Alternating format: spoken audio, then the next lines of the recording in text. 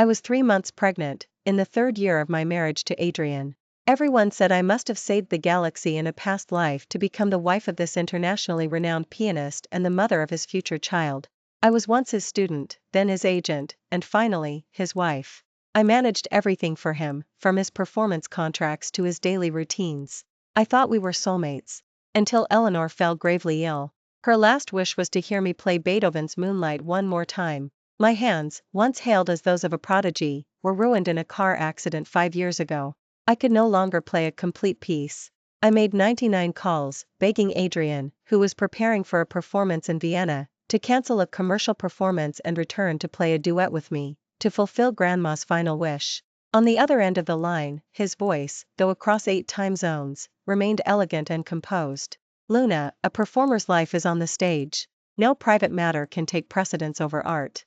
You should understand me. And I did understand him. So, I hung up the phone and stayed by Grandma's side alone, until she took her last breath, filled with regret. I even defended him, telling myself he wasn't heartless, he just loved art too much. The next moment, a video call from Chloe came through. The picture was noisy, and the background was the grand hall. She lowered her voice, filled with shock. Luna, didn't Adrian say he had an important commercial performance tonight? How is he here, playing a piano duet with Serafina? The camera shifted, focusing on the center of the stage. Under the spotlight, Adrian and my cousin, Serafina, who had studied abroad for years and was also a pianist, sat before a Steinway, their fingers flying across the keys, their synchronicity flawless. Below the stage, applause thundered. I stared at the perfect couple on the screen, feeling as though I'd fallen into an ice-cold abyss. So, his art was Serafina. And Eleanor's dying wish was merely a private matter. What an absolute farce. Adrian returned to the country only 3 days after Grandma's funeral. The moment he stepped in, he saw me, emaciated and withered, on the couch. He immediately dropped his luggage, rushed forward, and pulled me into a tight embrace. Luna, I'm sorry. There was an important concert I couldn't get out of. I didn't get your calls, and I couldn't be with you. His voice was so full of remorse it was practically overflowing, sounding so incredibly genuine. I listened in silence, my face devoid of emotion. Then, I pulled 2 documents from my bag, turned to the last page, and handed them to him. Adrian, I want these 2 things as compensation. Please sign. He didn't even look, assuming I was just throwing a tantrum and wanted his properties or studio. He let out a sigh of relief, picked up the pen, signed his name with a flourish, and then pulled me even closer. Silly girl, what's mine is yours. Don't just ask for 2 things, even if you wanted the stars, I'd pluck them down for you. I looked at his signed name, my eyes finally welling up. Aren't you afraid what I'm asking for is very expensive? He lowered his head, affectionately kissed my forehead, and gently placed his palm on my flat abdomen. Everything I have will belong to you and our baby in the future. What could be more precious than the 2 of you? As he spoke, he leaned down, pressing his ear to my belly. Is our baby being good today? Our prenatal checkup is soon, I'll go with you. I neither agreed nor disagreed. He took it as my silent assent. In the car, the atmosphere was as oppressive as a tomb. He tried to make conversation, but his phone rang at the most inopportune moment. Adrian, I'm back in the country. I want to see you. It was Serafina. He didn't even need to use speakerphone, her cool, clear voice pierced right through to my ears. The next second, Adrian hung up the phone, and the car pulled over. He turned to Lou K at me, that same helpless expression on his face. Luna, I have some urgent work to handle. Can you go to your prenatal checkup by yourself? I didn't expose his clumsy lie. I opened the car door and stepped out into the biting cold wind. I once thought I had married for love. In that car accident 5 years ago, I lay in a pool of blood, convinced I was going to die. It was Adrian, passing by, who descended like a god and lifted me into his arms. He was my piano tutor, 5 years my senior, mature and refined, everything I had ever dreamed of in a partner. It was love at first sight for me. And he, it seemed, was equally fond of me. After I was discharged from the hospital, we naturally started dating and then got married. After we got married, he doted on me endlessly, though in bed, he was always insatiable. He would say, my little listener, I'm only greedy when it comes to music and you. He said, Luna, give me a child who will inherit our musical talent. I thought he loved me deeply, to his very core. Until that video call, until he abandoned me again for Serafina. Suddenly, I felt a surge of courage and walked into the forbidden territory he had never allowed me to enter, his private piano room. The door code was my birthday. I used to be so proud of that. The moment I pushed the door open, I felt as though I'd plunged into an ice-cold abyss. This was no artistic sanctuary at all, it was Serafina's personal memorial. The walls were covered with photos, all of him and Serafina together, from their innocent student days to their later fame. On the piano, a delicate plaster hand cast was displayed, with Serafina engraved on its base. It was Serafina's hand. The bookshelf was neatly filled with sheet music for piano duets, all of theirs, each one marked with gold-embossed lettering indicating the date and location. Most devastating of all was the composition journal he kept hidden under the piano bench. My hands trembling, I opened it. It Docum. And the inspiration behind all his famous compositions, every single one of them, without exception, pointing to Serafina. I saw the piece he had supposedly written for me, Rainy, the one that had made my reputation. The journal read, "She left. The rainy nights in Vienna stretch endlessly, like my longing. When will she hear Serafina's song?" So, the original name of that song was Serafina's Song. Even my name, Luna, was merely because its pronunciation bore a slight resemblance to Serafina. The last page of the journal contained an entry he wrote just after returning to the country. "Today, I met a student named Luna. Her musical sensibility is very much like my senior's, though sadly, her hands are injured. But she understands my music, just like my senior did. Looking at her, it's like seeing the times I used to practice piano with my senior. Perhaps I can keep her by my side." Finally, I understood. I wasn't his lover, nor his soulmate. I was merely a shadow, a pathetic replacement he used to reminisce about his idealized first love. Even my name was an echo of hers. What an absolute farce. I didn't cry. I just felt cold, cold to my very core. Tit for tat, he had deceived me for 3 years. I should return a big gift to him too. I walked into the hospital and directly handed the document he had personally signed to the doctor. "Hello, I want to terminate my pregnancy. This child in my womb, on whom he had placed such high hopes, a child meant to carry on his prestigious musical legacy, didn't deserve to come into this world." After the procedure, I returned to the empty house, clutching my abdomen. My face in the mirror was ghost white. With trembling hands, I applied the brightest lipstick, trying to mask the deathly pallor that clung to me.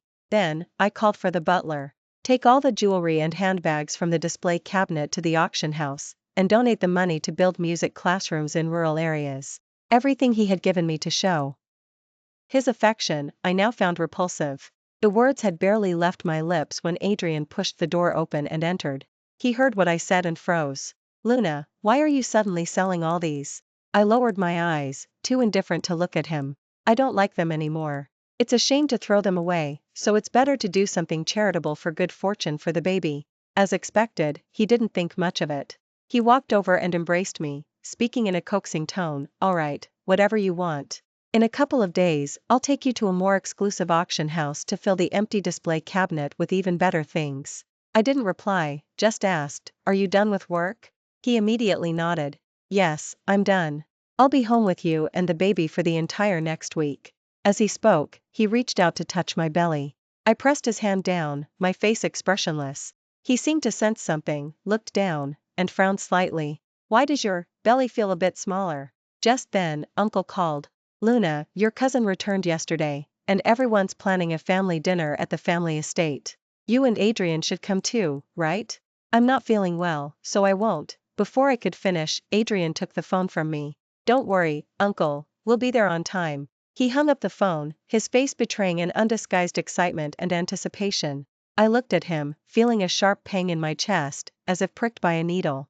So, when it came to someone he truly liked, he always had time, always seized every opportunity to see them. After hanging up, he seemed to realize his lapse and took my cold hand, explaining, "Luna, I know you're still grieving over Grandma, but you can't dwell in sorrow forever. Seeing family and getting out will be good for both you and the baby." I forced a smile, but didn't expose him. At 7 in the evening, we arrived at the family estate right on time. Before we entered, Adrian handed me a velvet box. "You haven't seen your aunt's daughter in years, it's important to observe proper etiquette." Using my hand to give a gift to the woman he adored. How thoughtful and considerate. The grand hall was bustling. Serafina, in a white gown, looked like an innocent-looking woman with a pure-hearted facade, surrounded by everyone. Seeing us enter, she turned her head, her gaze falling on Adrian, and paused slightly. "Luna, and this is. Before I could speak, a relative nearby enthusiastically introduced him. Serafina, you've changed so much in the years you've been away. This is Luna's husband, Adrian. Adrian is now an internationally renowned pianist. Serafina's body swayed for a moment, but she quickly recovered, extending her hand elegantly. Mr. Adrian, it's an honor. The two exchanged polite pleasantries, as if meeting for the first time. Only I could see the invisible current of affection flowing between them. I handed over the gift. Welcome back to the country, Serafina. I'm only back for a month, handling some things, then I'll be returning to Paris. The words had barely left her lips when Adrian's hand, holding his wine glass, visibly tensed. Serafina smiled as she opened the gift. It was a dazzling sapphire necklace. Her eyes showed surprise. Luna, you have excellent taste. I've had my eye on this necklace for a long time. I watched Adrian's eyes instantly light up and gave a faint smile. Adrian picked it out. His taste has always been impeccable. During the meal, Adrian barely touched his chopsticks, busy attentively serving food to me. He was full of solicitous inquiries and meticulous care. This drew family's good-natured teasing, tinged with envy. Luna is so lucky, Adrian adores you to your very core. I forced a smile, looking at the mountain of beef and lamb piled in my bowl, my stomach churning with nausea. Since becoming pregnant, I couldn't stand the smell of any meat. Adrian, who had eaten vegetarian meals with me for 2 months, knew this better than anyone. But today, he had forgotten. Because his entire focus was subtly swapping plates to ensure all the fresh sea urchin and lobster on the table ended up in front of Serafina. My cousin, incidentally, had loved seafood since childhood. After dinner, Adrian got completely drunk. The relatives, concerned, insisted we stay at the family estate. I called a maid to help him back to the room. As soon as I turned off the light, he groggily opened his eyes, pulled me into his arms, and hot breath ghosted across my ear. Serafina, you're back for me, aren't you? My body stiffened. I didn't tell him he had mistaken me for someone else. It took me a long time to find my voice, and I countered, and you? Who did you get drunk for today? It's you, Serafina, only you. I've waited for you all these years, don't you understand? Although I had already anticipated it, hearing it firsthand felt like a hand brutally squeezing my heart, making it impossible to breathe. So, this man who was always composed and self-controlled in front of me, who never touched a drop of alcohol, wasn't incapable of getting drunk. He was just afraid that when drunk, he might reveal his true feelings, as he had today. Afraid that I, his ridiculous substitute, would discover the truth. I forcefully broke free from his embrace, rushed into the bathroom, and vomited until I felt utterly drained. I sat on the cold floor for 2 hours before I could somewhat compose myself. When I came out again, Adrian was no longer in bed. My heart skipped a beat. I opened the bedroom door, and the balcony's motion sensor light coincidentally switched off. I crept over silently and, through the glass door, saw Adrian and Serafina standing outside. The night was thick, his expression obscured, but I could clearly hear his voice, brimming with suppressed pain. You promised me you wouldn't go back to Europe. Why did you change your mind today? What about you? Why did you marry Luna and not tell me? Serafina's voice was calm. That calmness completely ignited Adrian's self-control. He suddenly seized Serafina's wrist, his voice trembling. Aren't you the one who knows best why I married her? She looks so much like you, and she's your blood relative. Only by being with her can I openly long for you. This way, I don't have to fly alone to Vienna, like I did a few days ago, and wait for dozens of hours beneath your concert hall, just to steal a glimpse of you. My heart lurched violently, and my fingernails dug deep into my flesh. Serafina hadn't expected him to say that. She murmured, "You're insane." Yes, I am insane. I've been insane ever since you insisted on breaking up with me 3 years ago. I want you by my side, and even a shadow that looks like you is enough to get me through the rest of my life. His unvented anguish stunned Serafina as well. After a long silence, she finally squeezed out an equally pained question. Adrian, what are you doing, treating Luna like this? She loves you so much, and she's carrying your child. Don't you feel anything for her at all? Adrian laughed, his laughter filled with sorrow and self-mockery. Feel anything? Serafina, she's nothing more than a substitute. How could I feel anything for her? Even if I did, it would be while looking at her face that resembles yours, with my mind completely consumed by thoughts of you. Our child's name, I've already decided, Sue. Your name, my surname, will be together forever. Sue. What a name, Sue. I felt cold as if I'd fallen into ice-cold depths, unable to hold back, and tears streamed down my face.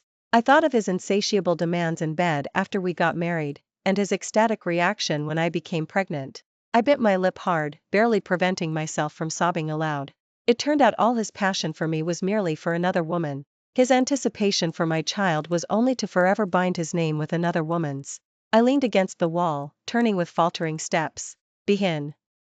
Demi, the argument continued.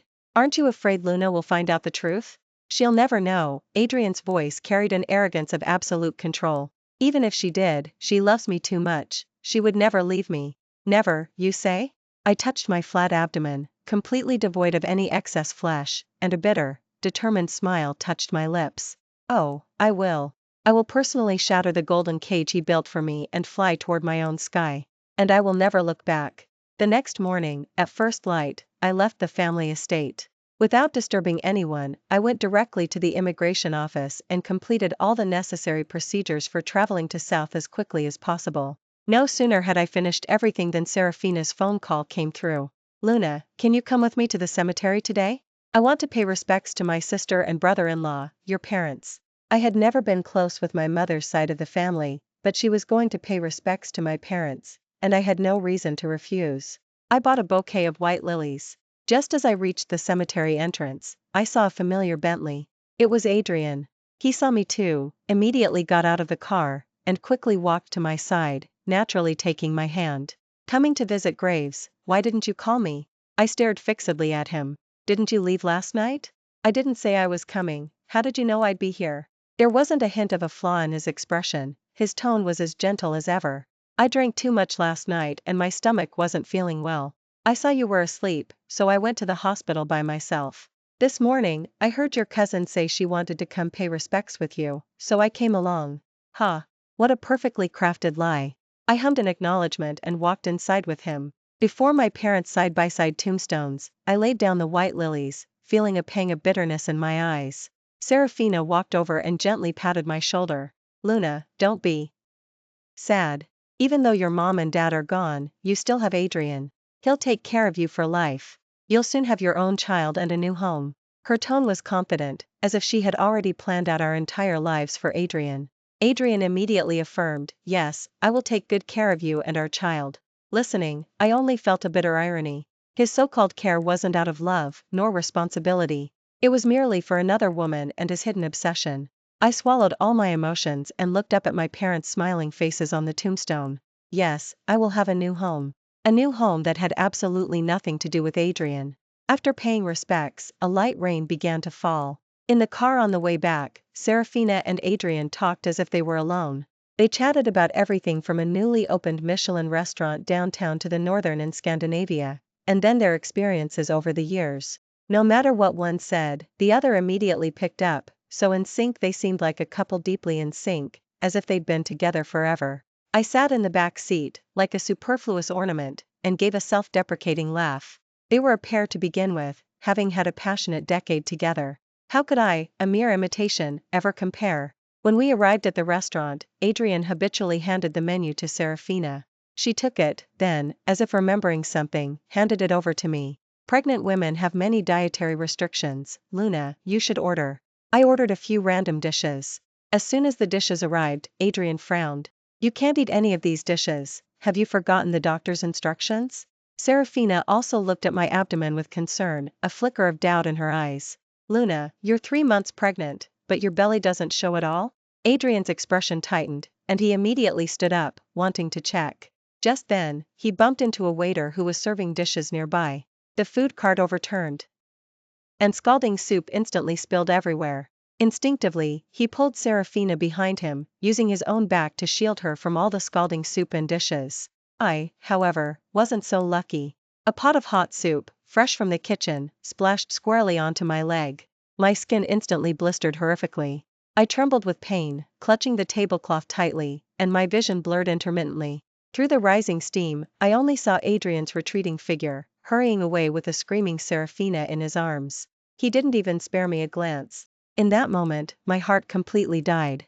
The scene was chaotic. Supported by a waiter, I limped out.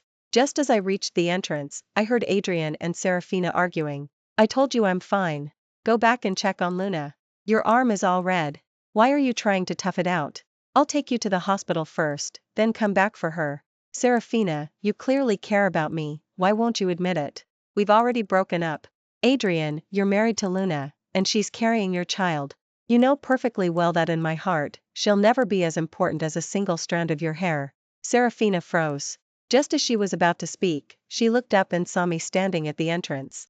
Her pupils contracted sharply, and her voice was laced with unprecedented panic. Luna? How are you out here? Adrian's body stiffened, and he whirled around. The moment he saw me collapse, my face ashen, all color drained from his face instantly. He rushed over like a madman, scooped me up, and headed straight for the hospital. Amidst the blaring ambulance siren, I struggled to open my eyes and heard him anxiously instructing the doctor. My wife is a pregnant woman, 3 months along, please be very careful with the medication. Pushed into the treatment room, the nurse lifted my clothing, saw my flat abdomen, and gasped. 3 months? Are you mistaken?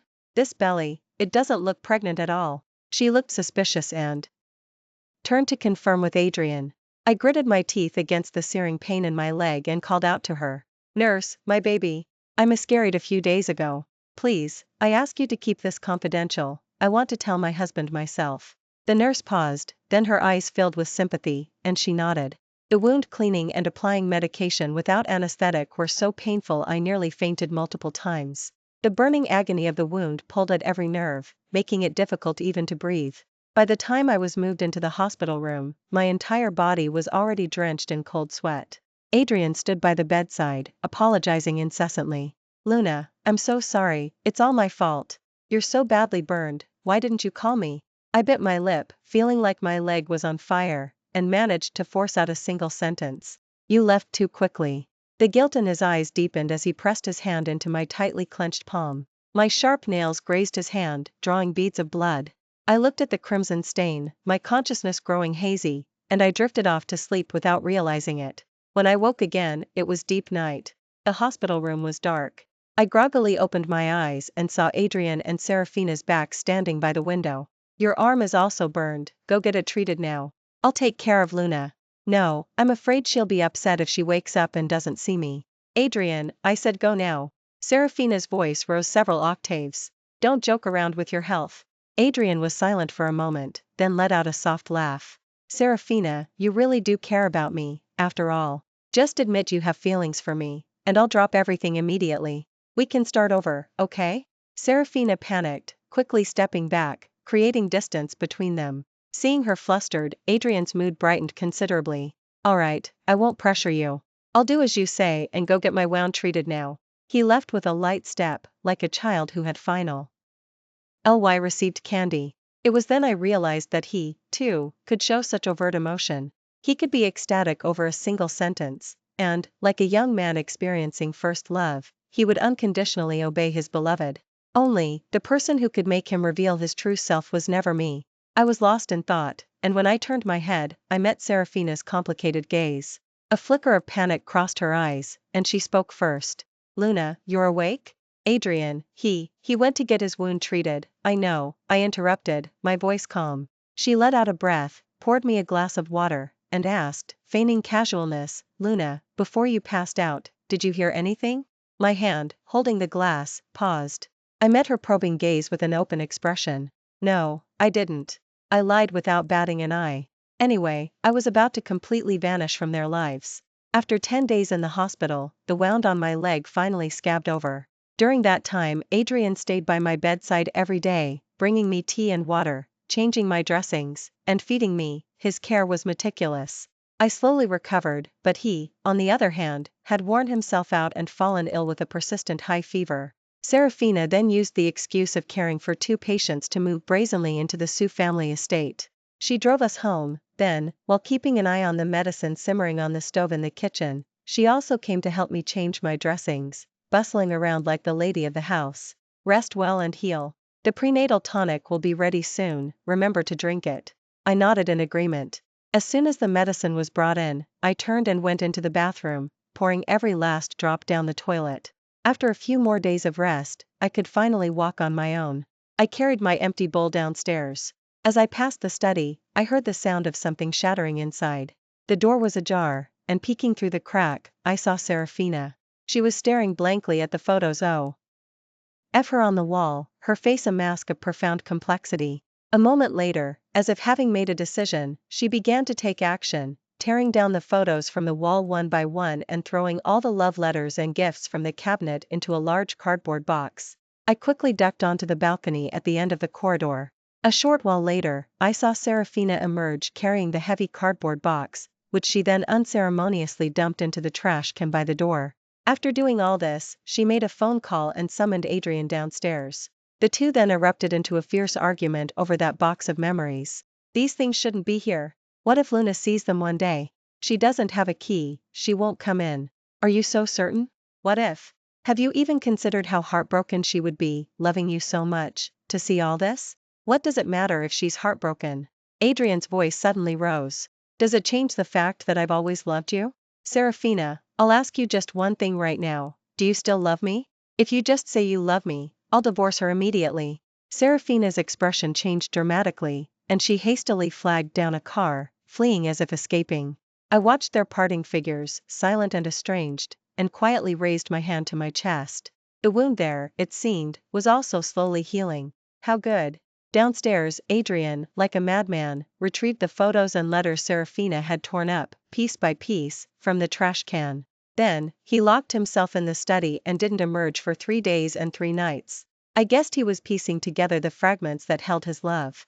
I didn't disturb him, I just made sure the maid delivered his meals to the door on time. Once my leg wound had fully healed, I used getting out as an excuse to go shopping with friends for the first time since returning to the country. After dinner, I went to the front desk to pay, and as I passed a large private room, I heard a familiar name. Adrian, you finally made it. We all thought that now you're a big pianist, you wouldn't come to a small class reunion like ours. What do you know? Goddess is here, so how could Adrian not come? Back then, they were our school's campus sweethearts. Exactly. I still remember when Adrian made a grand romantic gesture with a lavish bouquet of roses on the school oval back then. And all those love songs he wrote for Serafina, they're still classics even now. I listened in silence, suddenly finding it somewhat amusing. The passionate, romantic young man in their stories, who would throw caution to the wind for love, was a completely different person from the always composed, restrained, and rational Adrian I knew. It wasn't his nature, I realized. It was simply because he had given all his passion and romance to someone else. And that someone else wasn't me. I gave a silent laugh and turned to leave. As I turned, I bumped into Serafina, who had just come out of the restroom. She saw me, paused, then quickly hurried after me and grabbed my hand. Luna? What are you doing here? Are you misunderstanding something? Let me explain. I didn't care to listen and tried hard to pull free. As we struggled, my foot slipped, and I was about to fall down the stairs. Serafina's face went pale, and she abruptly pulled me. I barely managed to steady myself, leaning against the handrail. She, however, due to the immense momentum, tumbled down more than 20 steps. Blood instantly stained her white gown crimson. A loud whoosh went off in my head, and I rushed down, wanting to help her. But as soon as I reached out my hand, I was violently shoved away by a tremendous force. My forehead hit the corner of the wall hard, and blood streamed down. I gasped in pain, forced my eyes open, and met Adrian's murderous gaze. He spat out a single sentence through gritted teeth, then picked up the unconscious Serafina and rushed out like a madman. Luna, if anything happens oh Serafina today, I swear I'll make you pay with your life. The hurried footsteps quickly faded. I lay on the cold floor, my consciousness growing increasingly blurry. Before boundless darkness enveloped me, I only felt light and free, a sense of release. I don't know how much time had passed. I groggily opened my eyes and saw the doctor let out a long sigh of relief. It's a good thing you were brought in so quickly, otherwise, if you had hit your head, you might have become a vegetable. I thanked him hoarsely and picked up my phone, which was vibrating incessantly on the table. It was Adrian. I remained silent for a long time before giving him the hospital and room address. 10 minutes later, the hospital room door was abruptly pushed open. Adrian rushed in, his expression distraught. Seeing the bandages on my forehead, his voice was filled with remorse. Is the injury serious? I'm so sorry, I was too impulsive. I shouldn't have laid a hand on you without knowing what happened. Your cousin is awake now and explained everything to me. It's all my fault. I lowered my eyes and replied in a weak voice, it's nothing. The doctor said I just need a few days of rest. He thought nothing included the baby, and his worried heart finally settled. He knelt down, wanting to touch my belly. With just one sentence, I made him freeze in place. You and Serafina were college classmates? He recoiled, retracting his hand, swallowed a few times, and awkwardly changed the subject. Watching his hasty retreat, I opened my phone calendar and silently counted the days. All the procedures were completed. Finally, I could completely escape this colossal lie. During my more than a week in the hospital, Adrian, likely out of guilt, came almost every day. But he never stayed long, always making excuses about urgent matters at the office and hurrying away. I knew he was going to another hospital room to care for the woman he loved. On the day I was discharged, he did come to pick me up personally. But as soon as the car reached the front of the house, he got another call and rushed off in a hurry. I watched his car disappear from sight, then received a call from the immigration office, informing me that all my procedures were complete. I collected my documents and went to the civil office to cancel my household registration and ID card. Then I returned to that cage, which was called home, and began packing my luggage. Everything he had given me, all the couple's items we had used, all the clothes and toys prepared for the unborn child. I threw them, one by one, into trash bags. I was in the midst of vigorously throwing things away when Adrian returned, followed by two movers carrying a brand new grand piano. This is custom made in Italy, only 3 exist in the world. I specially got it for you. His words abruptly stopped as he saw the mountain of trash bags. His eyes darkened. Luna, are you still angry with me? I ignored him and walked straight to the door. He quickly caught up, grabbing my hand. Where are you going? South, to study makeup. I pulled my hand away, my voice calm. He froze, his face filled with disbelief. Makeup? Didn't we agree you'd pick up the sheet music again and be my exclusive composer?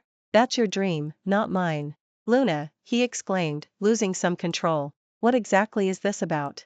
Is it because of Serafina? She and I are already. Just then, his phone rang. It was Uncle, his voice so anxious it sounded like he was about to cry.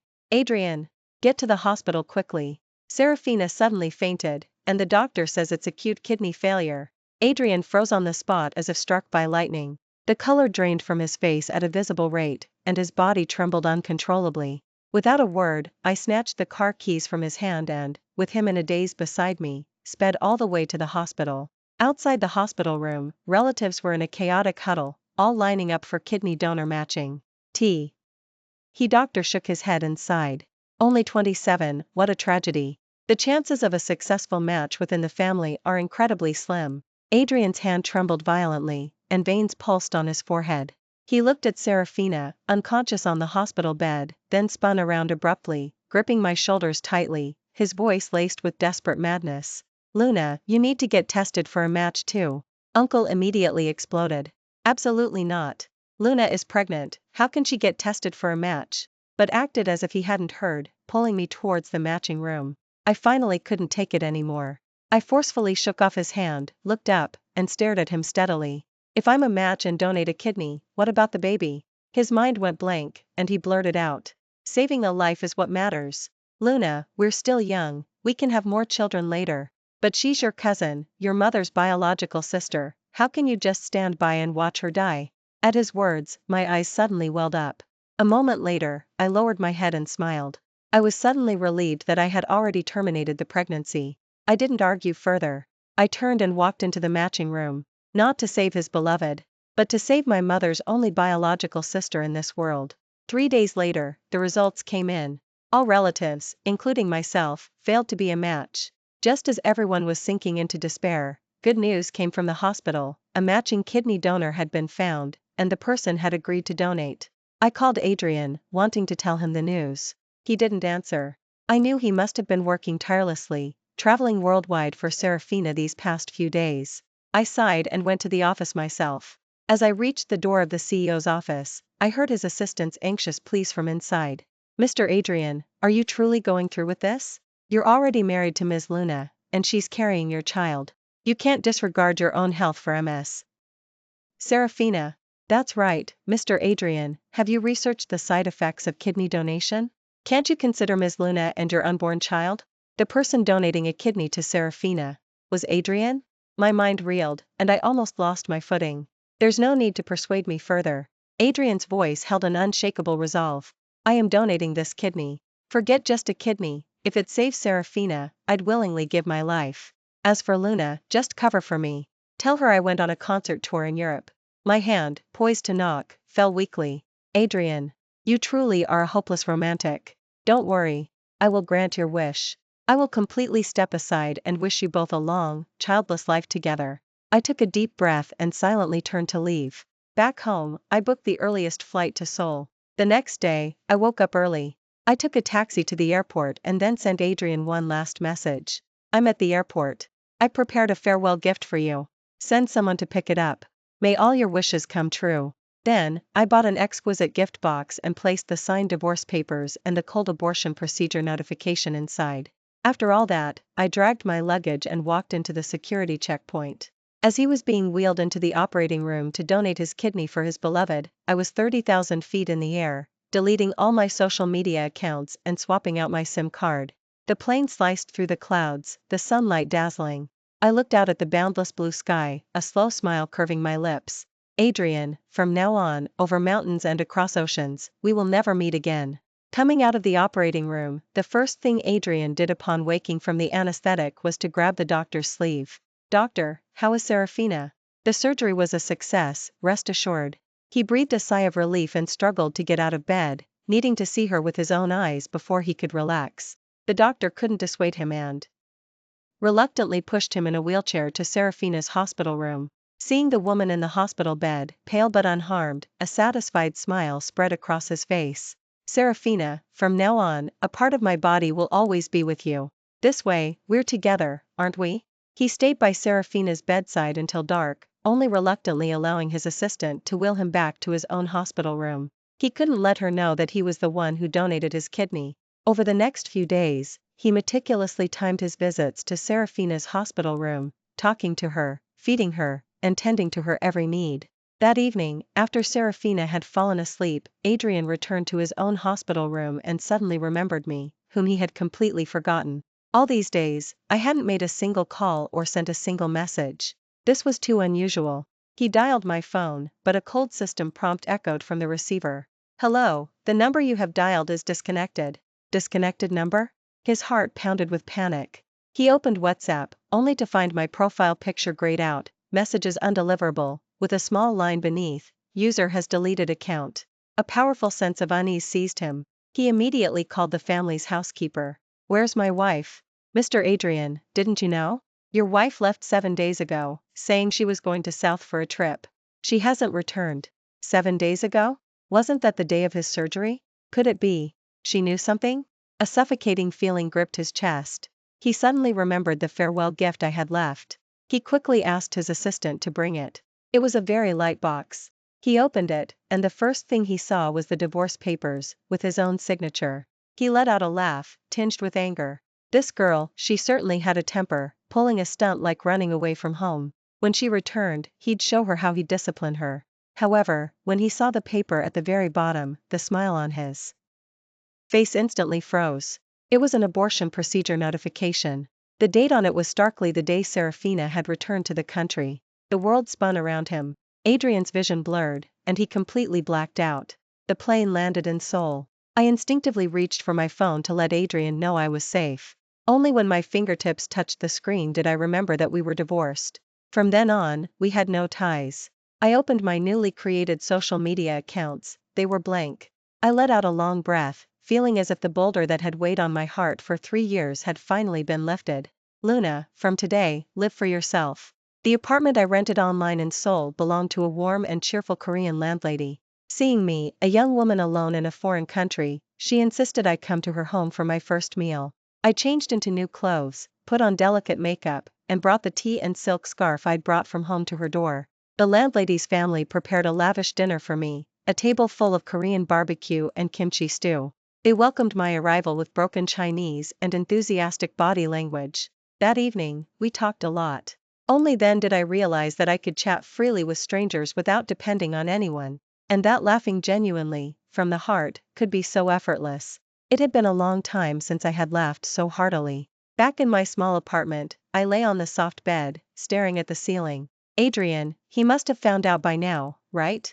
Would he be angry? Or would he feel that he had finally gotten rid of a nuisance and could now fly off with his beloved? Who cares? Anyway, it had nothing to do with me anymore. I enrolled in the top makeup and styling academy in Seoul, starting from scratch. My hands, once envied by countless people for playing the most magnificent music, were now just as steady and precise with an eyebrow pencil and brushes. My keen perception of color and light was an innate talent. I once used it to interpret musical scores. Now, I used it to create beauty. But this time I was no longer anyone's shadow, no longer serving anyone. Everything I created belonged only to me. At the academy, my talent quickly stood out. At the graduation showcase, my Eastern makeup series, inspired by traditional Asian theater, captivated the entire audience. As soon as the showcase ended, a gentle, elegant man approached me, holding a bouquet of white roses. "Ms. Luna, your work showed me another possibility for art." He handed me a business card with a name I wasn't unfamiliar with. "Ethan, heir to South's largest beauty conglomerate." "My name is Ethan," he smiled, his eyes twinkling like stars. "May I pursue you?" Such a direct opening left me a bit flustered. I instinctively took a step back and confessed, "I'm sorry, Mr. Ethan. I'm divorced." He paused, then his smile grew even brighter. "Is that so? That's wonderful." He stepped forward, gently and carefully brushing a strand of hair from my face that the wind had tousled. "That proves Ms. Luna is someone who understands love and is worthy of being loved. Your past doesn't concern me. All I know is that from today, I want to be your future." His gaze was so sincere, so ardent, I couldn't look away. In that moment, my heart skipped a beat. I hadn't expected Ethan's courtship to be so subtle and profound. He wouldn't give me expensive gifts, but he'd remember a small corner shop I'd casually mentioned. Then, late at night when I was working overtime, he'd appear downstairs from the office building with steaming hot spicy rice cakes. He wouldn't spout flowery words of love, but when I was frustrated from repeatedly revising a makeup detail, he'd hand me a hot cocoa and quietly sit beside me until dawn. He said, "Luna, you don't need to be anyone's light, you are light yourself." He said, "Art isn't ranked. The art that moves people's hearts is the best art. Your makeup brushes, just like Adrian's piano, possess the power to create miracles." He understood me, my past, my dreams, all my pride and vulnerability. With him, I didn't have to pretend, didn't have to look up to anyone, I could be my truest self. On the night I won the gold prize at the top makeup artist competition in South, beneath the end Seoul, Ethan knelt on one knee and proposed to me. There was no grand spectacle, no dazzling diamond ring. In his hand, he held a small velvet box. He opened it, revealing a set of top-tier makeup brushes. On the handle of each brush, tiny diamonds spelled out my name, Luna. "Ms. Luna," he looked up at me, his eyes filled with an unbreakable tenderness. "Will you use this set of brushes, meant only for you, to paint my brows for a lifetime?" I smiled, tears streaming down my face. I nodded emphatically. Ethan and I had our wedding on the beach in Jeju. No media was invited, only our closest friends were present. I wore the wedding dress Ethan had designed himself, holding the white roses he had grown for me, and walked step by step towards the man with whom I would spend the rest of my life. Sunshine, ocean waves, flowers, my beloved. The life I once thought was ruined had blossomed anew in an even more beautiful way. After the wedding, I received a news link from my Chloe back home. The headline was shocking: "Renowned Adrian of late-stage cancer, career to a complete." I clicked on it, and there was a photo of a haggard Adrian. The man who once exuded such vigor and shone brightly on stage was now emaciated beyond recognition, his eyes vacant, like a zombie. The report stated that ever since the kidney donation scandal and his divorce, he had fallen into a creative block, unable to play a single complete piece of music. He then became a heavy drinker for years, ultimately completely depleting his health. Looking at that photo, I felt no hatred, no schadenfreude.